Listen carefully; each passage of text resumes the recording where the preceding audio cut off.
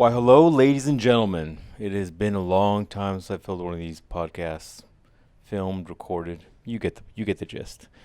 It's been such a long time that I do expect a bit of clunkiness compared to maybe how they sounded in the past. So excuse me for that. But nothing's changed in my world for the most part. It's just busy, busy, busy. So, and oddly enough, as I'm still as busy as I am, I do feel like the level of taxation I've put on my body and mind has made it so that that thing that I'm always like striving for, right? That like, for lack of a better word, like that motivation for that.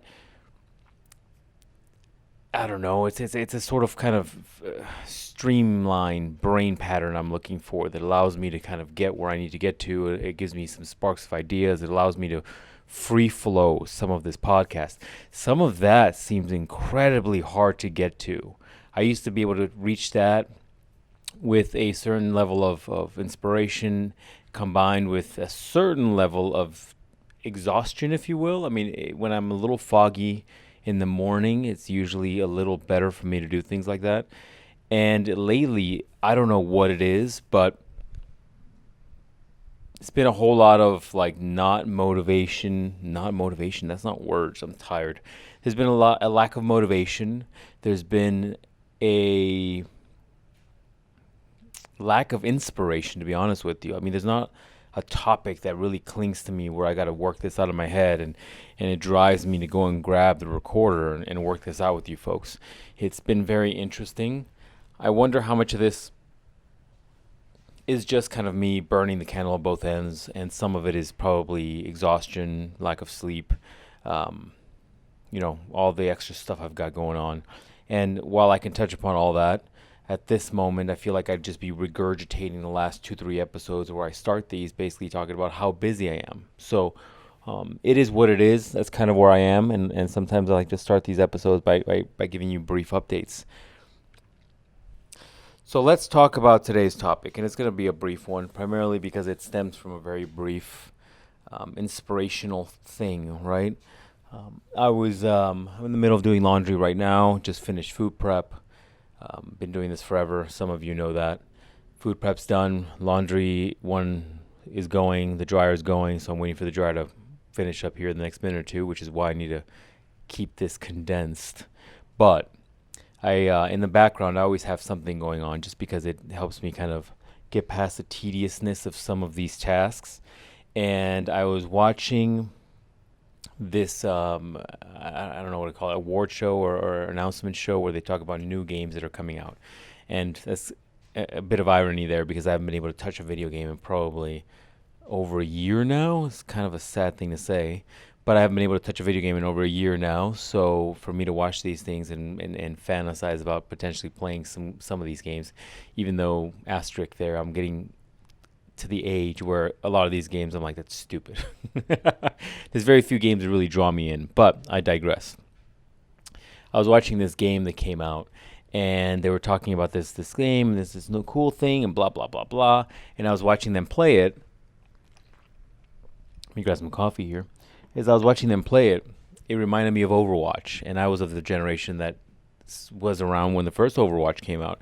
And I remember playing that game, and I wanted to like it so badly. I wanted to like it so much. It's for those that don't know, it's a first-person shooter, and you run around very fast-paced. You're just shooting things. Each character has unique skill sets, powers, whatever you want to call them, and it's just very high-paced.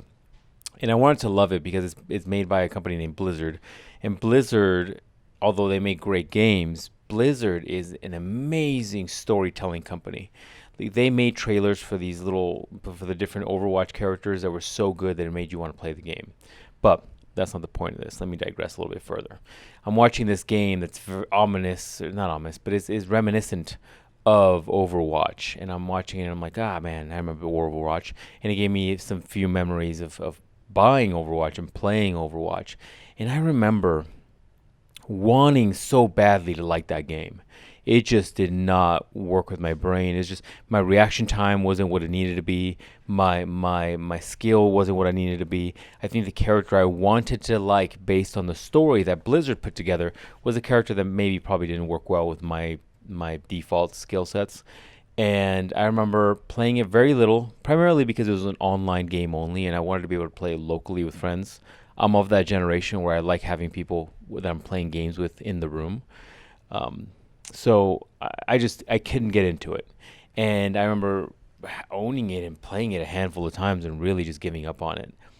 And it gave me a little bit of a realization, a bit of food for thought, if you will. Because I think a lot of us have very similar approaches when it comes to art. And what am I saying here? A lot of times, let's say you have an interest. Let's say you want to start painting, right? You see a beautiful painting, maybe on Instagram. You see something that inspires you, and you say, I want to try that. And for a lot of us, we try it, and it what we visualize in our heads is not the manifestation that we create. It just isn't. It's way different. Maybe it's terrible. Maybe it's not. We're nowhere near close. And for a lot of people, that's very defeating. That process is very defeating, where you are excited and you are inspired, and this is a new feeling for you maybe, and you have no idea what to do with it. So you go and just dive in. You dive into this new endeavor. You dive into the idea of painting, and you go and buy the supplies, and you go and find a quiet room, and you make time for this. You spend money, time, and energy, and there's a piece of emotion in this, right? And then when you finally get done doing it, you feel like, all right, let me see. You grind, and then you keep looking back at it, and it's not good. It's not good, and you're like, I don't know how to recover from this because I don't have the skills to recover from this. And to that, I would say two things. One, and this is true, by the way, with every single one of my woodworking projects.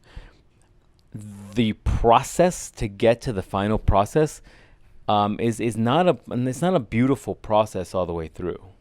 It just isn't. At the end of the day, like for 90% of my projects, when I look at them halfway through, I'm like, oof, there's no recovering from this, is there? How do I make this better? And that is 90% of my projects. I kid you not. For the majority of my stuff, like I'm looking at it and I'm thinking through to myself, like, oh, this is not going to be good. Like this project should be something I just throw in the trash and start anew. But towards the end, when you start getting to the final phases, things clean up, things look better. And then the finishing phase, where you apply finish to wood, that's usually where things really just, you fall in love with that project again, right? And what am I trying to say? You're probably thinking like, all right, here's this guy going on a long diatribe about his personal projects. No, what I'm trying to do is get your mind to think about the analogies of life and applying them to your life. Look for patterns is what I like to tell myself. Look for patterns, especially these days. I tend to tell myself a lot, look for patterns. Look for the things that are obvious, but you're not seeing them. Is that saying of you can't see the forest amidst trees? Something along those lines. Excuse my constant destruction of euphemisms. But that's what this is. It is an example of you being able to say, like, let me step away from the project. Let me continue to do so. And let me continue to practice. And that's point number one, is that. And don't give up halfway just because you're slightly defeated.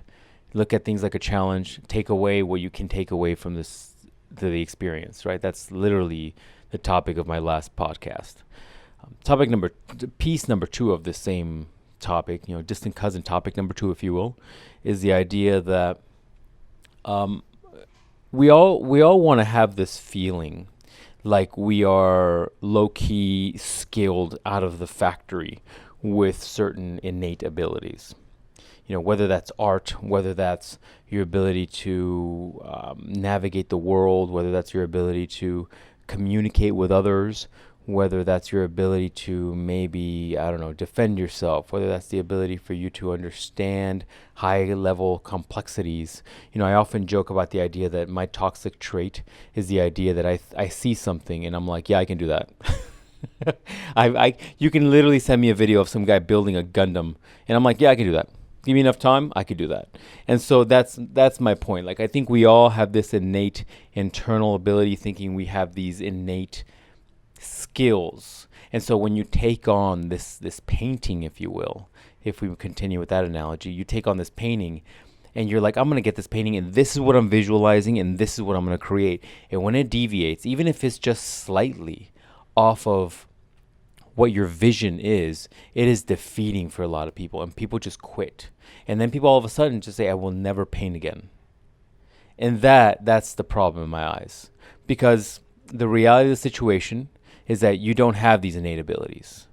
For most people, for most skills, you need to develop them. There is no shortcuts, right? If I go back to my Overwatch analogy, that was me quitting on that game, even though once again I don't feel bad about quitting on it. It's just whatever game. But that was me quitting because I thought that I would have some sort of skill set associated with that. And even if now, for example, I would try to jump into that game, I there is a piece of me that it goes back to that mindset where I'm thinking to myself, like, yeah, I should have the reaction time and the speed and the dexterity with my hands to be able to do what I visually would like to do, but to do it through this medium. And the reality of the situation, the facts of life are such that you will have to develop these skills, right? I saw a video the other day of F1 drivers where they talk about their reaction speed and how they're unique individuals. And while I do think some of that is born traits, you have born traits, you have born skills, you have things that you are innately born with you have strengths. You just do biologically. It's just a matter of fact. I do feel like you can build yourself up in things you're either weak in or develop those strengths into exceptional strengths. And to kind of take two levels through here, same thing with the F1 drivers on the reaction speed. I think some of those people have exceptional reaction speeds, but it's very likely too that they are training those things to improve them.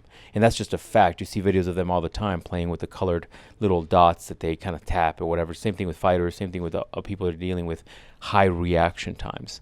There is things that you train, and this is no different than if we go back to Overwatch. If I would have gone and tried to work on that and train on that, even now, although I would probably be terrible at the beginning because it's 3 levels of skill sets. It's the dexterity, it's my reaction time, and it's learning the game in and of itself. It's 3 layers there. If I go back to the further analogy of the simplest version of this analogy, which is painting, yes, you will not be born with the skill set of painting. There are people that dedicate their lives to that one skill set alone. And so when you fail at something, don't quit on it because you are disappointed with your lack of innate skill. If it's truly something that you're passionate about and something you want to do, then you need to continue to do so, and you need to continue to practice it. And don't let that mindset, the mindset of you being defeated by something, dictate how you react to life, but also how you feel about yourself.